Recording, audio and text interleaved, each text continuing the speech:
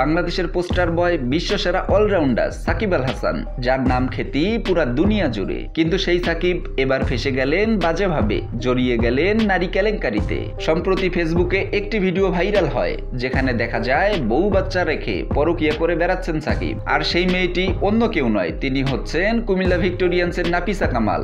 এক সূত্র ধরে জানা যায় সাকিব এবং নাফিসা কামাল দুবাইতে একই হোটেলে রাত্রি যাপন করেছেন। তাহলে চলুন দর্শক ভাইরাল ভিডিওটি দেখে নেওয়া যাক।